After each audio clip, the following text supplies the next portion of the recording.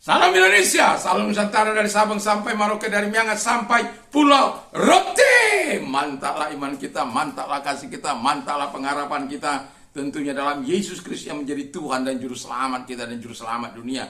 Jangan katakan bahwa Yesus itu bukan Tuhan, dan jangan katakan pula bahwa Yesus itu bukan Juru Selamat. Kalau engkau percaya, engkau dan si istri rumahmu akan diselamatkan. Akulah jalan dan kebenaran dan hidup. Tiada seorang sampai kepada Allah kalau tidak melalui aku. Kita akan berdoa sebelum kita istirahat malam hari ini, dan 5 menit bersama dengan firman hadir bersama dengan kita. Terima kasih Tuhan Bapa di surga, Tuhan tolong kami sehingga kami menjadi pelaku firman Allah yang mempercayai jalan-jalan-Mu. Kami tahu keselamatan ada pada Tuhan, sorga itu ada dalam tangan Tuhan, dan kami mau menuju hal yang indah yang diberikan oleh Tuhan kepada kami. Dalam nama Yesus, amin.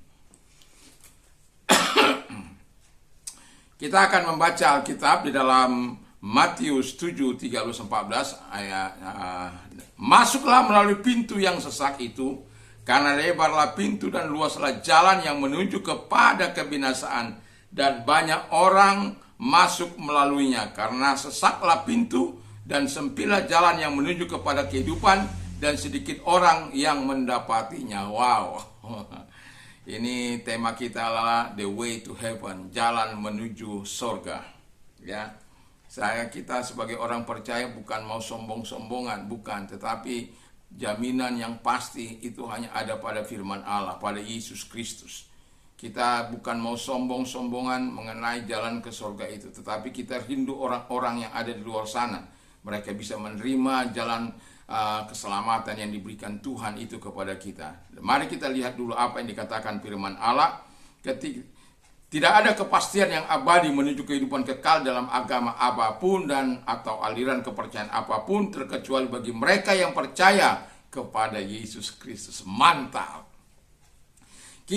Kalau kita mau masuk melalui pintu gerbang kehidupan yang kekal, ketahuilah 3 hal ini. Yang pertama, supaya kita bisa masuk surga. Pertama dikatakan, percayalah kepada Yesus Kristus. Haleluya. Most assuredly I say to you, he who believe in me, he has everlasting life.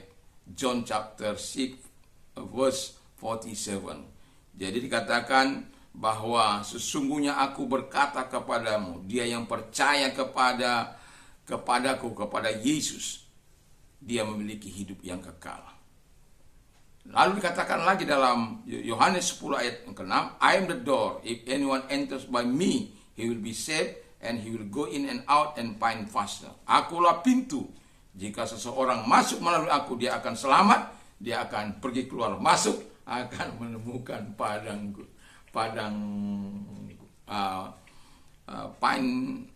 pine pasture, padang rumput hijau, ya, puji Tuhan.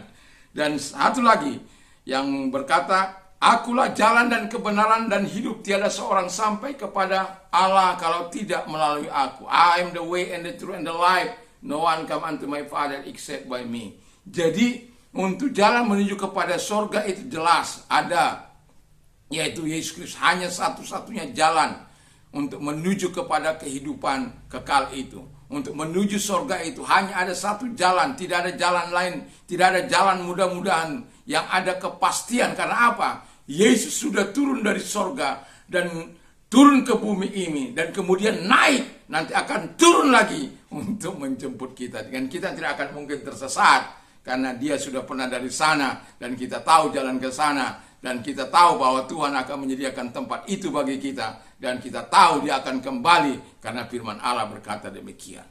Jadi kalau kita percaya pada Yesus Kristus, kita akan selamat. Yang kedua, kata firman Allah yang harus kita waspadai adalah, lebarlah pintu dan luaslah jalan menuju kepada kebinasaan dan neraka. Jadi mungkin kita akan berkata orang-orang, seorang perampok yang berhasil merampok, hasil rampokannya dengan begitu banyak, mereka senang.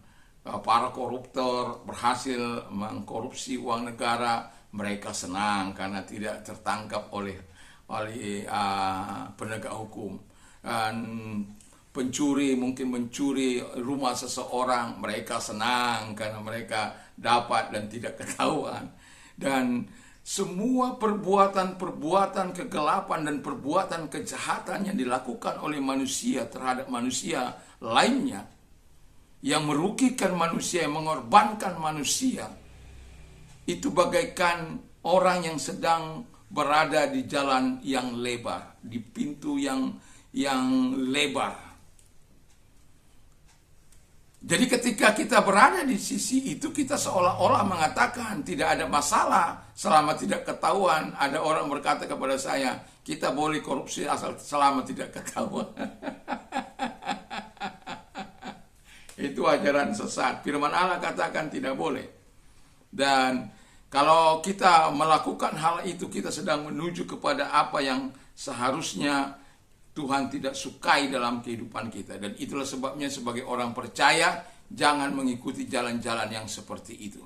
Tetapi tetaplah berada di jalan, dan saran saya tetaplah berada di jalan apa yang diinginkan oleh Tuhan. Jangan mau ikut jalan yang lebar itu yang hanya menuju kepada kebinasaan. Dan firman Allah katakan, banyak orang akan memasukinya. Tapi saya berharap kita tidak menjadi bagian yang memasuki pintu kebinasaan dan pintu neraka tersebut. Saya rindu kita percaya kepada Yesus supaya kita dapat jalan keselamatan itu.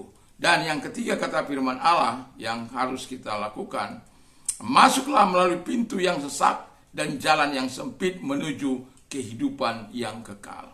Haleluya. Jalan ini tidak populer. Jalan ini juga kadang-kala menyesakkan. Satu contoh. Kalau orang pergi pelesiran kan menyenangkan gitu, menarik, apalagi beramai-ramai. Lalu ketika kita harus berdoa dan berpuasa misalnya, sementara orang lain sedang lagi tidur nyenyak-nyenyaknya, kita datang di hadapan Allah, bergumul di hadapan Tuhan, menyerahkan kehidupan ini kepada Tuhan, memohon tuntunan Tuhan dalam kehidupan kita. Itu jalan-jalan yang sempit. Artinya ketika kita melakukan itu sesuatu yang tidak populer. Tapi saya mau katakan itu adalah jalan yang tepat dan benar, yang membawa engkau kepada kehidupan yang kekal, yang membawa engkau kepada hidup yang diberkati oleh Tuhan di bumi ini. Kalau nanti kita sudah tiba di sana, ya lain ceritanya. Tapi di bumi ini kita menikmati surga kecilnya, kebahagiaan, kesukacita, bukan karena kita sukacita karena merugikan orang lain, mengorbankan orang lain, merampok hasil orang lain, bukan. Tapi karena kita melakukan hukum-hukum Tuhan itu dalam kehidupan kita. Nah, lalu kemudian firman Allah berkata dalam kehidupan kita, biarlah kita melakukan apa yang terbaik dalam hidup ini. Jadi saran dan apa saya mau katakan kepada kita,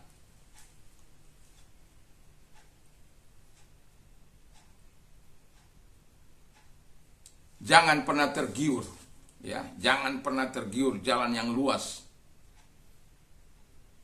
Jangan pernah tergiur